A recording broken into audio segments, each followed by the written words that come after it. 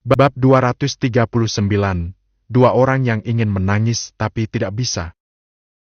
Li Miaofu memilih untuk menyerah secara sukarela. Keputusan ini memang agak di luar dugaan banyak orang, namun jika dipikirkan lebih dalam, sebenarnya cukup masuk akal. 4 jenis kekuatan pedang yang paling dia kuasai semuanya berhasil dipatahkan oleh Wei. Jika pertarungan dilanjutkan, kemungkinan besar hanya akan menjadi pertarungan sia-sia yang menguras tenaga tanpa hasil. Tanpa kartu teruf yang lebih kuat, kecil kemungkinan ia bisa membalikkan keadaan. Daripada memaksakan diri dan kalah dalam kondisi memalukan, lebih baik menyerah lebih awal. Lalu, apakah penyerahan diri ini akan membuat Wei terlalu diuntungkan?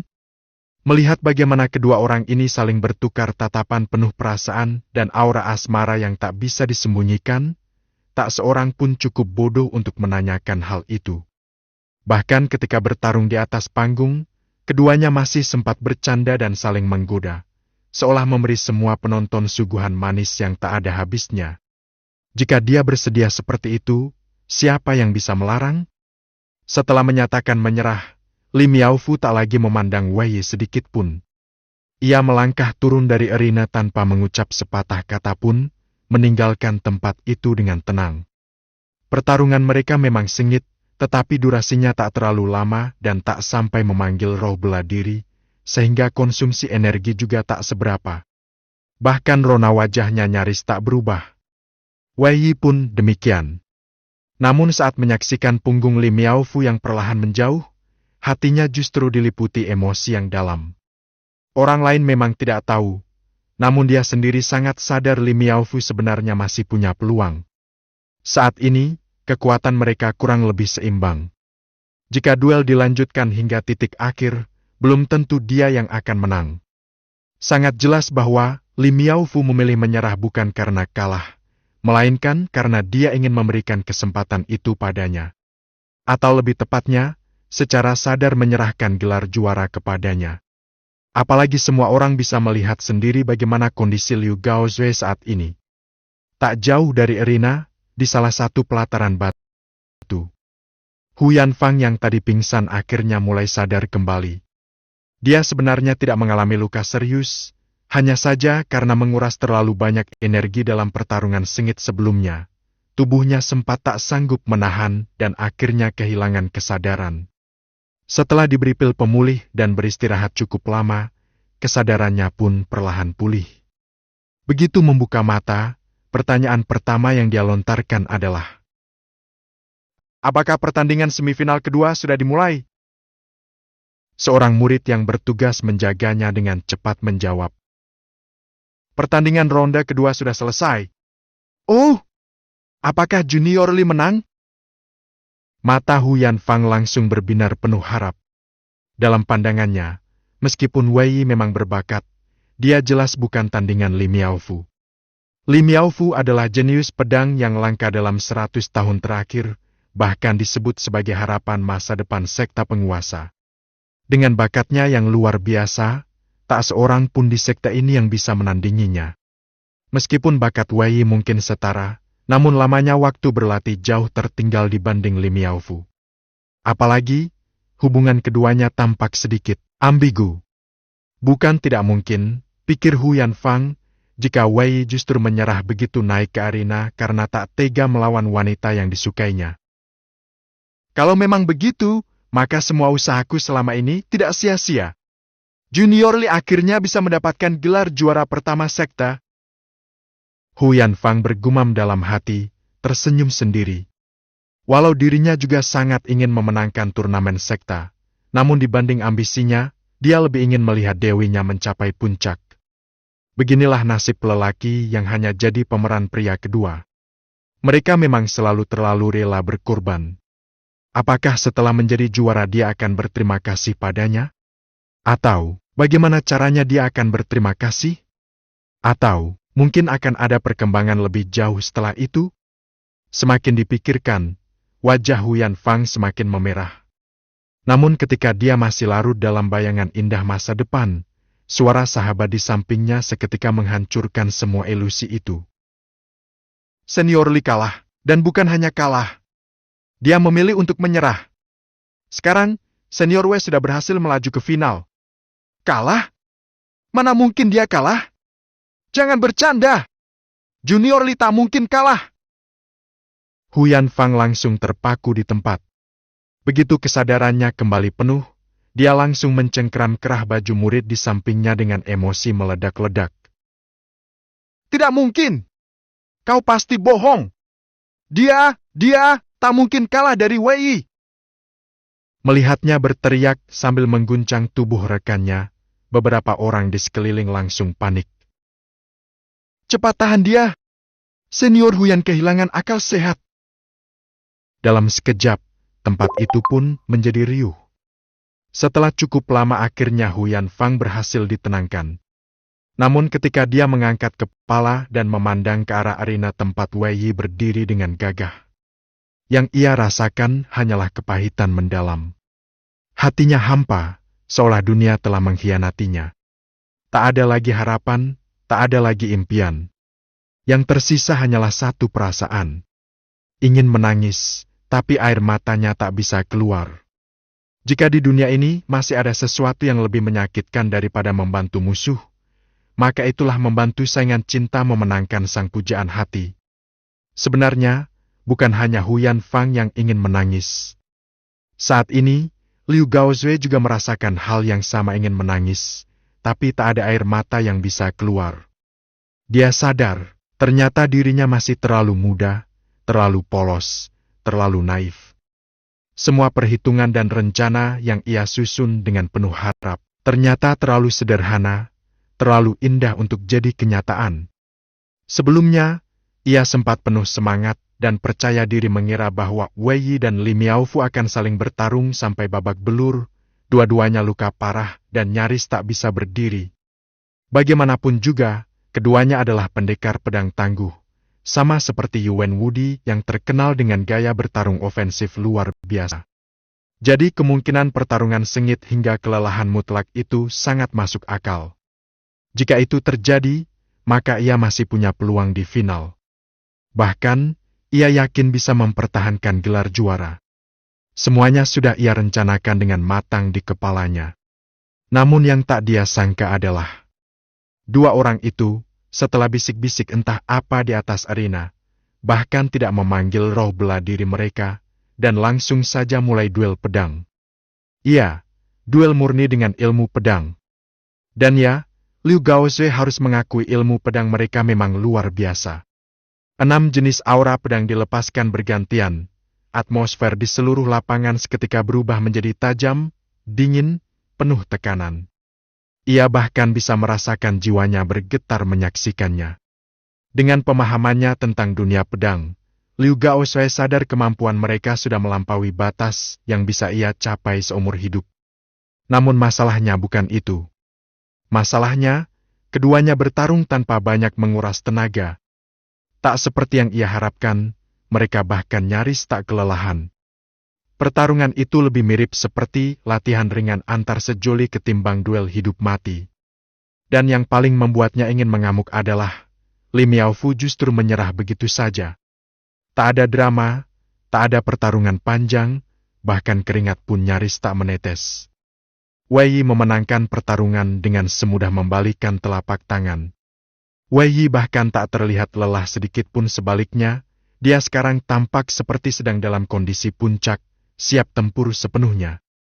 Sementara Liu Gaozue sendiri, baru saja melewati duel berdarah-darah melawan Huyan Fang hingga tubuhnya hampir ambruk.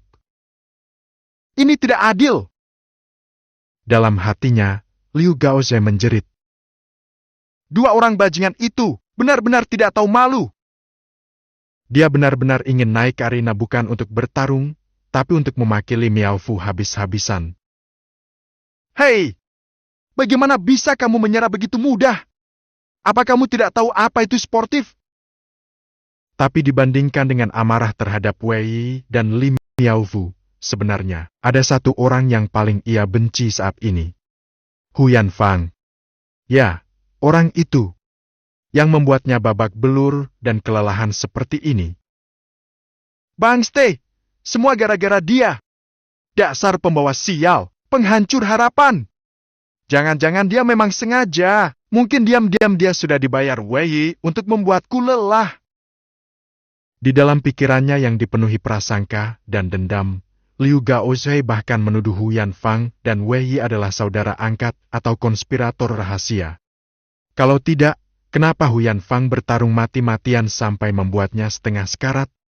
Kalau bukan sengaja membantu Wei Yi, lalu untuk apa? Sementara itu, di sisi arena, suara seorang tetua juri terdengar lantang. Wei Yi, kamu telah berhasil lolos ke babak final. Jika kamu butuh waktu istirahat, kami bisa memberimu waktu selama 2 batang dupa sebelum pertandingan terakhir dimulai. Ini adalah pertandingan penentuan, final turnamen besar sekte. Suara tetua itu tak terlalu keras, namun cukup untuk didengar oleh semua orang di sekitar arena. Seketika, sorotan ratusan pasang mata tertuju ke arah Wei Yi. Wei Yi menanggapi dengan senyum santai. Lalu ia membalikkan tubuh dan berseru dengan nada menggoda. Menurut kalian, aku butuh istirahat gak? Sontak, seluruh arena meledak dalam tawa. Di bawah komando 4 bersaudara Gongyang dan para anggota Balai Penegak Hukum, semua orang ikut berseru. Tidak, kakak. Sorakan menggema, seperti gelombang yang mengguncang tanah. Wei Yi pun tertawa lebar, lalu menoleh kembali kepada tetua juri dan berkata, Terima kasih atas tawarannya, tetua. Tapi saya tidak perlu istirahat. Daripada membuat semua orang menunggu, lebih baik langsung lanjut ke final saja, bagaimana? Lalu ia kembali menghadap penonton dan berseru. Setujukan semuanya? SETO. Suara ribuan orang menggema ke seluruh penjuru arena, menciptakan suasana semarak yang menggila. Tetua juri hanya bisa tersenyum pahit. Matanya melirik ke arah Liu Gaozhe yang masih berdiri dengan wajah pucat seperti mayat hidup, napas tak beraturan. Dalam hati, ia bergumam lirih. Kamu sih memang gak butuh istirahat, tapi Liu Gaozhe jelas butuh. Tapi suasana arena sudah dibakar habis oleh Wei Yi. Bahkan para perwakilan dari kekuatan besar di tribun utama ikut bersorak. Sebagai tetua juri, ia tentu tak berani menentang arus suara sebesar ini. Akhirnya, ia hanya bisa menarik napas dan mengumumkan dengan suara lantang. Final turnamen besar sekte dimulai sekarang. Wei Yi melawan Liu Gaozhe, pertandingan segera dimulai. Wajah Liu Gaozhe langsung berubah drastis. Begitu mendengar pengumuman itu, darahnya seperti naik ke ubun-ubun. Ia hampir muntah darah di tempat. Bukankah setiap pertandingan ada jeda istirahat? Kenapa sekarang tiba-tiba langsung mulai? Tapi tak ada waktu untuk protes. Gelombang besar bernama Wei Yi sudah datang menghantam. Dan ia, Liu Gaozhe, adalah batu kecil yang hanya bisa pasrah atau hancur berkeping. Bab 240, meraih gelar juara dengan mulus. Di dalam hati Liu Gaozhe sebenarnya dipenuhi rasa tidak rela. Bagaimana mungkin dia tidak keberatan? Baru saja bertarung habis-habisan, sekarang tenaga dan cadangan energi dalam tubuhnya bahkan belum pulih separuh, sementara kondisi mentalnya pun masih jauh dari prima. Tapi apa dah? Perkataan tetua juri telah diucapkan, dan ribuan pasang mata dari seluruh penjuru arena kini tertuju padanya. Tak peduli seberapa besar penolakannya, Liu Gaozhe tetap harus melangkah ke atas arena, berdiri dengan tubuh berat menghadap Wei Yi yang terlihat santai dan tenang. Tatapannya dingin menusuk, rahangnya mengeras, lalu dengan suara rendah penuh amarah ia berkata, Kau sebenarnya sudah menyuap Huyan Fang ya? Atau kalian berdua memang bersahabat karib? Nada bicaranya penuh kemarahan, disertai cibiran dingin. Sorot matanya menyeratkan penghinaan, seolah sudah yakin bahwa semua ini adalah konspirasi yang sudah direncanakan oleh Wei Yi. Pertanyaan itu membuat Wei Yi sedikit tertegun. Sogok Huyan Fang? Bersahabat baik? Dari mana pria ini mendapat pikiran aneh begitu? Wei Yi sempat mengedipkan mata, lalu melihat wajah Liu Gaozhe yang jelas-jelas diliputi amarah dan kecurigaan. Tak butuh waktu lama, dia langsung menyadari apa yang terjadi. Dan pada saat itu juga, dia justru tertawa. Kalau boleh jujur, orang yang paling kesal padaku saat ini, kemungkinan besar justru Huyan Fang sendiri. Wei Yi tersenyum penuh arti sambil menjawab santai. Dan itu memang benar. Huyan Fang sudah bersusah payah mengatur semuanya demi membantu Li Miaofu, sang pujaan hati. Namun siapa sangka, yang justru mendapat keuntungan penuh adalah Wei Yi, sang rival cinta. Bayangkan betapa pahit rasanya. Usahanya tidak dihargai Li Miaofu yang tetap melihatnya seperti orang asing. Apalagi Wei Yi tentu tidak akan berterima kasih padanya. Dia benar-benar seperti makan bubur panas lalu tersedak sendiri.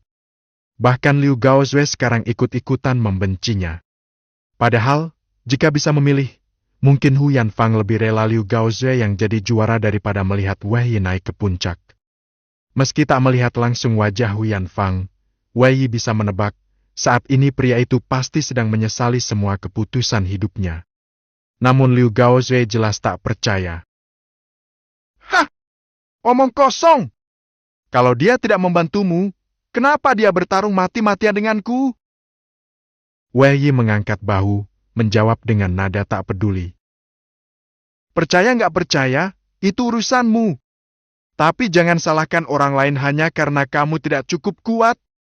Kalau kamu benar-benar hebat, kenapa tidak bisa kalahkan Huyan Fang dalam beberapa jurus? Lagian, dia bertarung jujur, tanpa tipu daya. Apa kamu berharap dia memberi jalan agar kamu menang? Kalau begitu, gelar juaramu yang lalu juga pasti didapat dengan cara begitu, ya? Kata-kata Wei Yi menusuk tepat ke harga diri Liu Gaozue. Dalam sekejap, wajah Liu Gaozue memerah karena marah dan malu. Dia ingin membantah, tapi semua yang dikatakan Wei Yi memang benar. Huyan Fang tak berbuat curang. Li Miaofu juga tidak. Dan yang membuatnya kalah adalah dirinya sendiri. Namun siapa yang rela mengakui kelemahan di hadapan ribuan orang? Sudah habis kata-kata? Wei Yi kembali menyeringai. Kalau begitu, mari kita selesaikan dengan kekuatan. Tapi melihat kondisimu sekarang yang setengah mati begitu, bagaimana kalau aku kasih kamu beberapa jurus gratis dulu? Jangan sampai nanti kalah terus teriak nggak adil. Nada Wei Yi terdengar sangat serius, tapi ekspresinya jelas sedang menyindir. Liu Gaozue hampir meledak. Wei Yi, jangan terlalu sombong. Matanya membara, rahangnya mengeras. Kalau soal kekuatan murni, dia mungkin tak kalah jauh dari Wei Yi. Tapi kalau bicara kecerdikan dan debat lidah, dia benar-benar tak sebanding. 1-2 kalimat dari Wei Yi saja sudah membuatnya terbakar emosi. Walaupun kondisiku seperti ini, aku tetap bisa mengalahkanmu. Teriaknya dengan suara lantang. Bagus. Kalau begitu, ayo kita bertarung secara adil. Kata Wei Yi sambil menegakkan tubuh, siap menerima serangan. Terima ini! Liu Gaozue akhirnya meledak dalam emosi. Tanpa berpikir panjang, ia menghantamkan tinju ke arah Wei Yi dengan kekuatan penuh. Meski tubuhnya belum pulih sepenuhnya, kekuatan pukulan itu sama sekali tidak bisa diremehkan. Tinju itu melesat seperti peluru meriam, menyapu udara dengan ledakan energi. Udara di sekitarnya bahkan bergetar, menunjukkan betapa dahsyat kekuatan dan kecepatannya. Namun Wei Yi hanya tersenyum. Tangan kanannya bergerak cepat. Pedang di genggamannya terangkat, lalu menebas lurus ke depan tanpa ragu. Dalam sekejap, gelombang energi pedang yang mengerikan menyapu panggung, menggulung udara di sekitar, dan menelan serangan Liu Gaozue secara langsung.